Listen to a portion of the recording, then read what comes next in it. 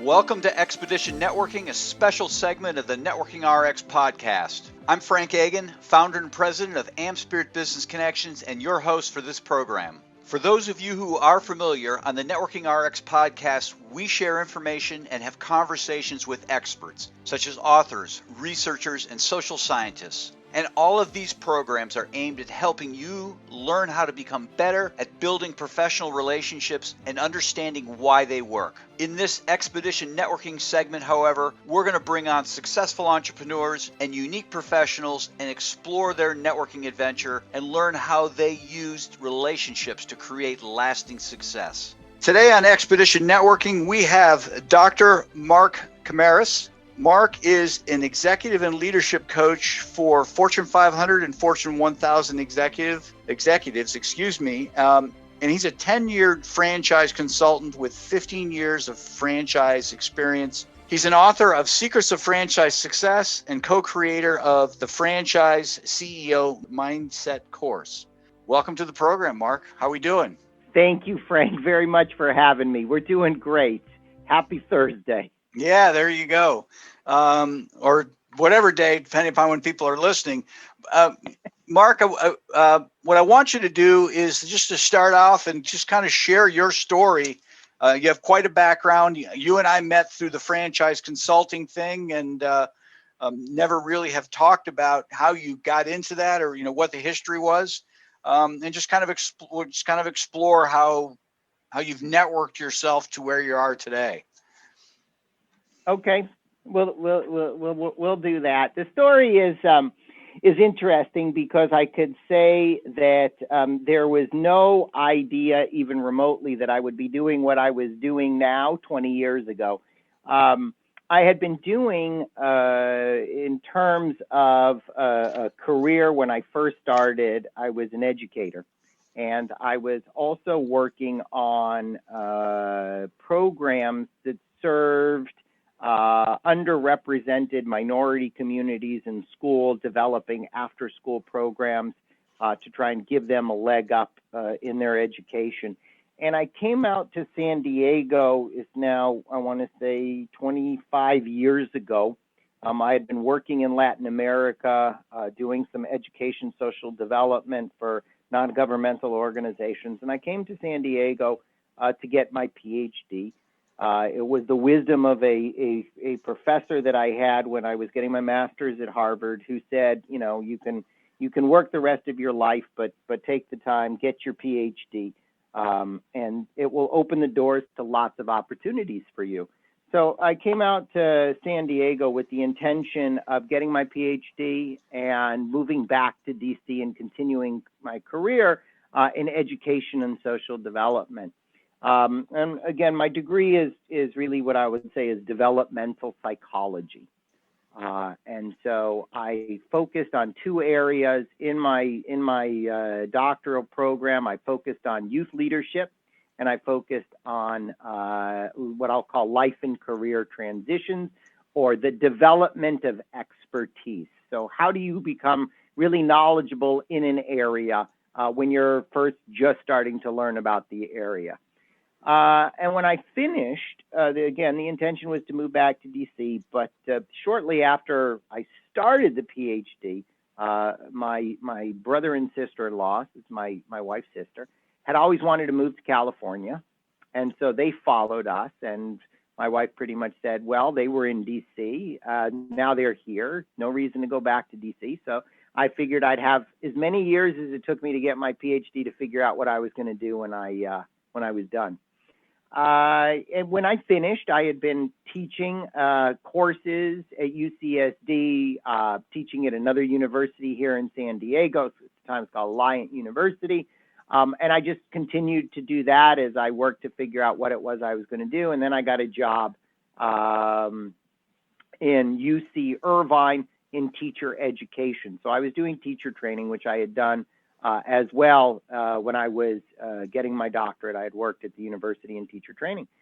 And prior to taking the job at UC Irvine, I was approached by a woman who a friend of mine had done an internship with. And she had spoken with this friend about me, and wanted me to come and do some work for her in the executive coaching field. So I joined her company and started to do some organizational development work and some executive coaching because I was familiar with leadership, at least from the youth perspective side. And she was then taking a sabbatical with her husband for a year.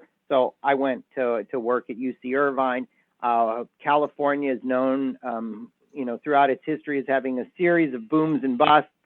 I was one of those last one in, first one out. I lasted a year there before we went through another recession and was laid off. And I was trying to figure out what to do with a degree and a career that really wasn't relevant, what I thought, for Southern California, because the work I was going to do was in DC. And I wound up connecting with a recruiter and started doing some recruiting. And as part of that, it wasn't long before another guy that I was working with and the owner of that company resurrected an HR consulting and outsourcing company. And we started to build that brand and connect with HR consultants in the area and start to market to small businesses to be an outsourced, HR for small businesses. And so I really started to network for the first time in the business world when I started that company. Although I had been networking, going to conferences, presenting at conferences in the education world, so I was pretty familiar with, just hanging out and connecting with people and networking. And as I was starting that business, I was then approached by the Center for Creative Leadership, which is probably number 5 in the world in terms of executive leadership development organizations. And they had some openings for executive coaches. And so I started that certification program through them. This is now back in 2005. And I thought that, my way of moving within the HR outsourcing world we'd have, HR consultants to help small businesses, and I could do management and leadership development with the presidents or CEOs of these small businesses. And interestingly, I wound up very early on having a couple clients that I was coaching that typically my clients are 50s and 60s. They've been in the corporate world for a long time. They're just sort of either a step away, from that C-suite, or they're in the C level, but trying to make it to the CEO level. And a couple people just, were tired of the, grind and said, Mark, I love the leadership stuff, but I'm really ready to move on in my career. And with a background of life and career transitions and a HR outsourcing company, I would say to them, great. Well, when you figure out what it is you'd like to do, let me know. We can help you grow. And that was sort of a line that I used, when I would come across folks, as well as starting to network with other coaches and let them know, hey, if you've got clients and they're really done with the corporate world, send them to me because, when they figure out what it is they'd like to do, we could help them grow. I was at a business networking event after a couple years that I was running this HR company, and I ran into a franchise broker, franchise consultant, and he told me what he did, and a light bulb went off in my head. Because that was if you figure out what you want to do, let me know, we can help you grow. And so I said, wow, that sounds fascinating. So I started to look into the profession as a career and opportunity, and I thought, okay, this would help with the HR, and I could, work with people, in transition through their careers. This would fit with my, developmental psychology background, where we see life in chapters and people exiting and entering into new chapters. And so I wound up joining an organization that was one of the first franchise brokering consulting organizations. And this was back, they started in 96. I joined them at the end of 2005, beginning of 2006. And I found pretty immediate success in that franchise consulting working with leads. And at the about that time, the person who owned the name to the HR company was becoming a little bit more problematic for my partner and I, who were doing most of the work in that business. And at about the 2.5-year point, I realized I was making more money doing the franchise and the coaching stuff than I was running the HR company. And there were these roadblocks and, sort of understanding why partnerships mostly don't work out. And so my partner and I walked away. That company closed, and I started doing coaching and franchise work exclusively. I would say this is probably by the end of 2006, beginning of 2007. After doing both of those for a number of years, I had thought that it would be nice to help business owners get some of the tools and skills that large companies could afford for their management and their executives.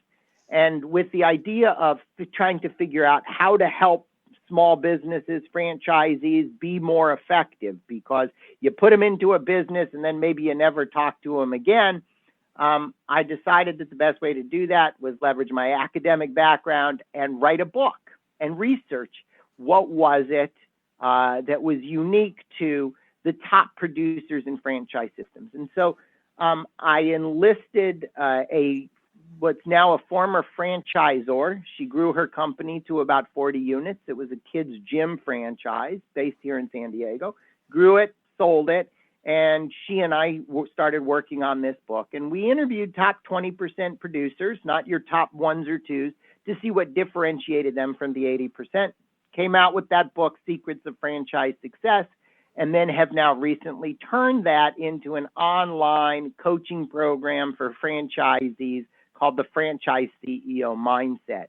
And what we've, created is sort of a space for business owners that are franchisees that need additional help that traditionally franchisors did not support. And so our course is really focused on mindset, hiring, training, and onboarding, which is a bigger challenge for franchisors right now with some of the current laws in place, culture, and leadership.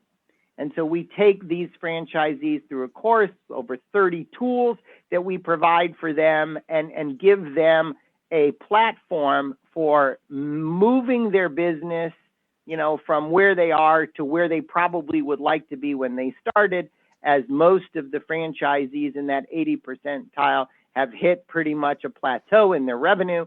They're working their asses off, and the ideals that they had and vision that they had for becoming business owners isn't actually working out in the way that they had hoped.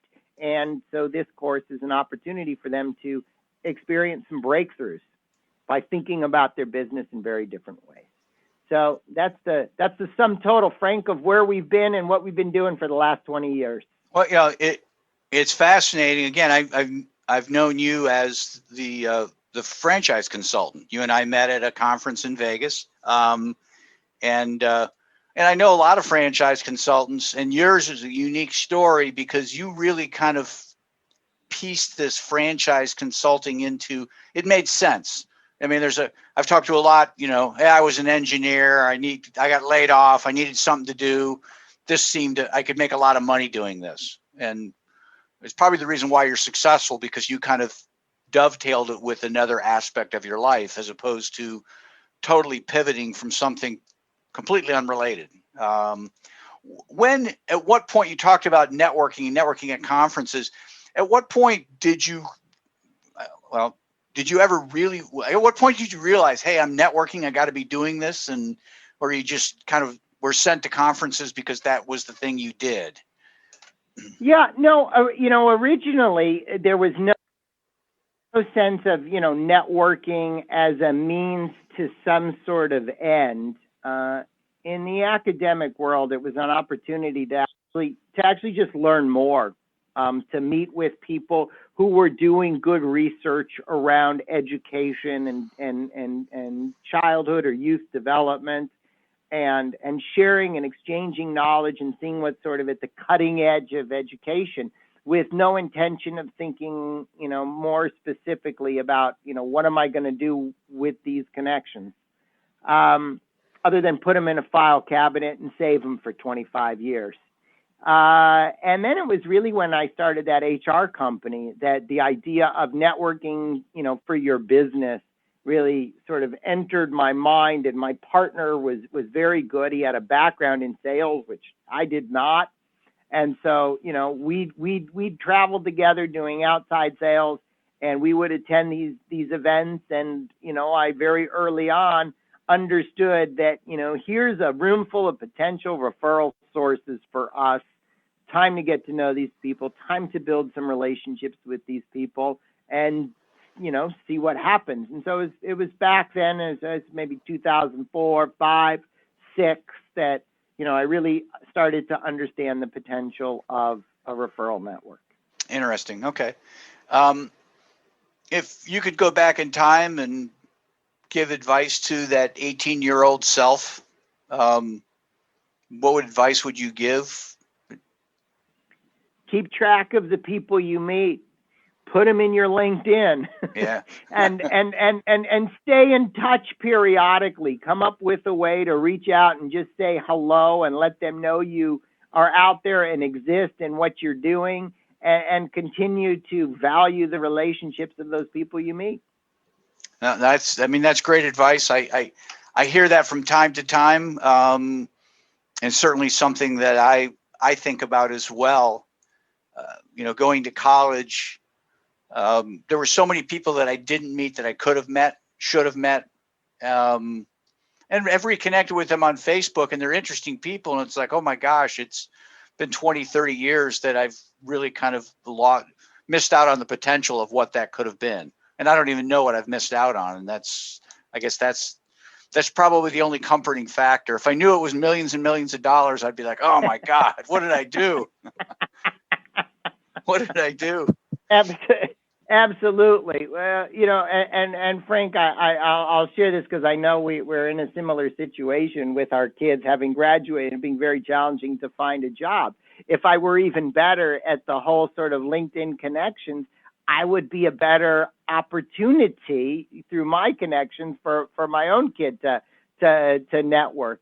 And again, some of that is sort of a balance between coaching. There's a lot of privacy stuff that's going on, confidential information. So it's kind of a little awkward in terms of building, a network of people that you've been working with in that particular space.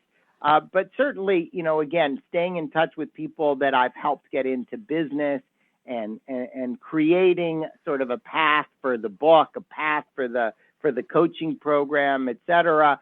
It's all about building that, database, building that group of people who know what you're doing, who know you, who like you, who trust you, and will call you out of the blue because, they are familiar with what you're doing and they're at a point in time in their life where they could use the help.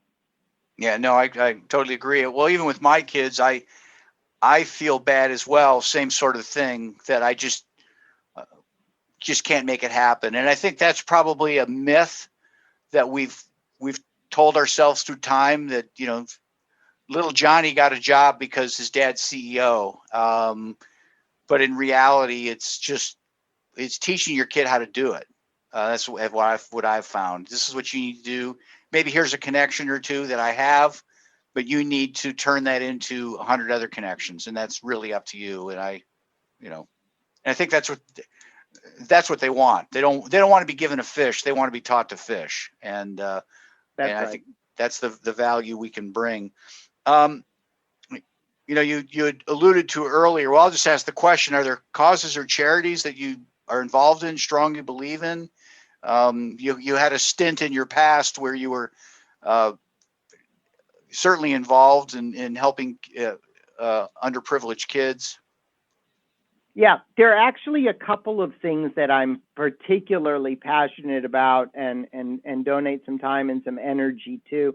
I do coaching, just sort of pro bono work throughout COVID. I've worked with, nurse leaders in hospitals and organizations like that sort of work. In terms of the causes, et cetera, I've done a lot of work in the foster space, And so I have a very good friend who has an organization that helps parents who are foster parents to special needs kids. Because not as if fostering a child isn't hard enough, but then having to foster special needs requires a incredible human being. So that's something that I'm passionate about and enjoy donating to and spending some time to fundraise for. The other thing is I had traveled, believe it or not, about 6.5 years, mostly through the third world, in between my bachelor's, my master's, and to a lesser degree between my master's and my PhD. And so I donate to a couple of organizations that build capacity for female entrepreneurs in the developing world.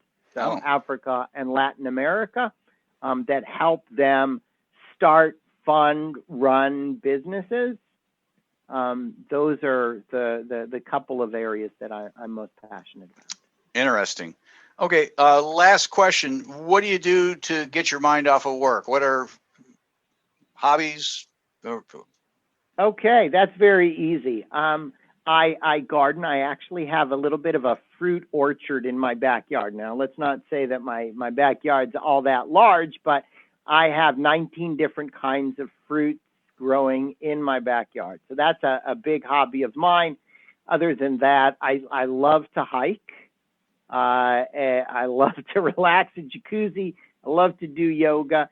And when we get past this COVID-19, we'll look forward to being back on the road because I love to travel. It's been a big part of my life, and looking forward to being able to go to some places and try the brand new pair of skis I bought right before COVID set in last year. Oh, that's funny. It's tragic but funny. Exactly. Wow. Well, Mark, I really appreciate your time today.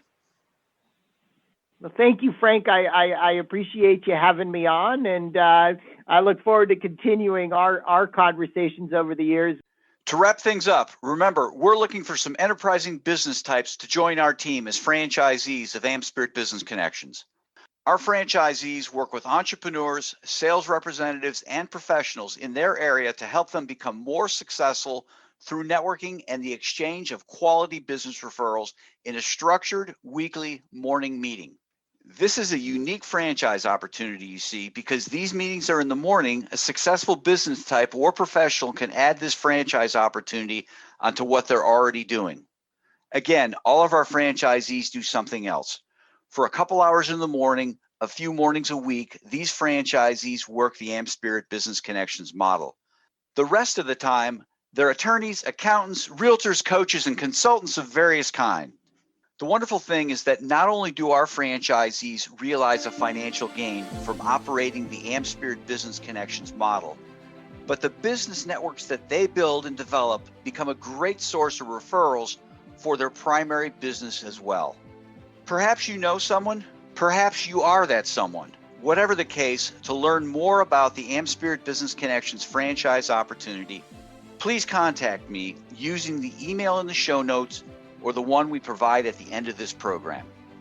Thanks for joining us on the Networking RX podcast. Please put what you've learned into action today and let us know if you have questions, comments, or ideas for future topics. You can email them to us at podcast@amspirit.com. That's AmSpirit.com. Finally, so you never miss an episode, be sure to subscribe to the Networking RX podcast through iTunes, Overcast, or however you receive your podcasts. Now get out and network with someone. The Networking RX podcast is the copyright production of AmSpirit Business Connection. All rights reserved.